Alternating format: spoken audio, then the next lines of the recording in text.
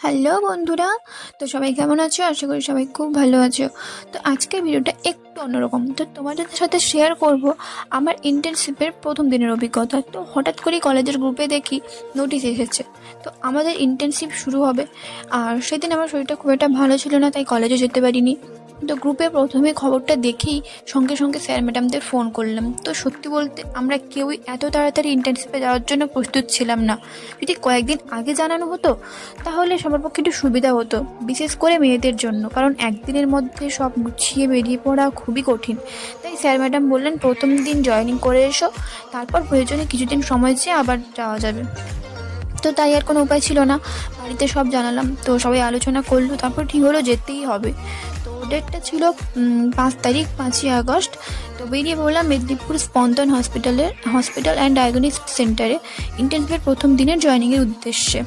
তো সকালে 4:30টার সময় ভোরে উঠেছিলাম। তো উঠে রেডি হয়ে টোটো করে স্ট্যান্ডে, তারপর স্ট্যান্ডে বাস থেকে এগরা, আর সেখানে সবাই মিট করে ডাইরেক্ট একদম মেদিনীপুরে পৌঁছে গেলাম। তো প্রায় সকাল 9টা 40 মিনিটে নাগাদ পৌঁছেছিলাম। দিনটাও ছিল খুব সুন্দর, মেঘলা টাইপের। তো রাস্তায় যেতে যেতে কিছু সুন্দর মুহূর্ত ক্যাপচার করছিলাম, তোমরাও সেই মুহূর্তগুলো উপভোগ করো। তো তবে একটা বিষয় আমাদের সবার একটু খারাপ লাগছিল, যে কলেজের প্রথম থেকে বলা হয়েছিল কলকাতার উদ্দেশ্যে, মানে কলকাতার উডল্যান্ড বা কাস্তুরির মতো হসপিটালে ইন্টার্নশিপ হবে।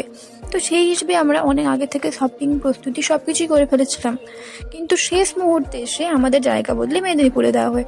তো এতে কিন্তু শুধু আমার নয়, প্রায় সব স্টুডেন্টের বাড়িতে একটু মন খারাপ আর রাগারাগি হয়েছিল। তবে এগুলো আমাদের সিদ্ধান্ত ছিল না, এগুলো ডিপার্টমেন্টের সিদ্ধান্ত, তাই স্টুডেন্ট হিসেবে সেটাই মেনে নিতে হয়েছে। তো হাসপাতালে পৌঁছে আবার আমাদের অপেক্ষা করতে হয়েছিল। আমাদের 11টায় ডাকা হলেও আমরা অনেক আগেই পৌঁছে গেছিলাম, মানে আমাদের পরে স্যার এসে সব ব্যবস্থা করে দিয়েছিলেন। প্রায় 2 ঘন্টা ওয়েট করতে হয়েছিল।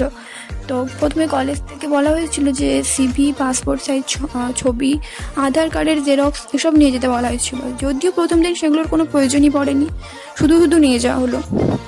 তো এরপর আমাদের সব ল্যাব ঘুরিয়ে দেখানো হলো, বিভিন্ন মেশিন সম্পর্কে ধারণা দেওয়া হলো। প্রথম দিনের অভিজ্ঞতা খুবই সুন্দর ছিল।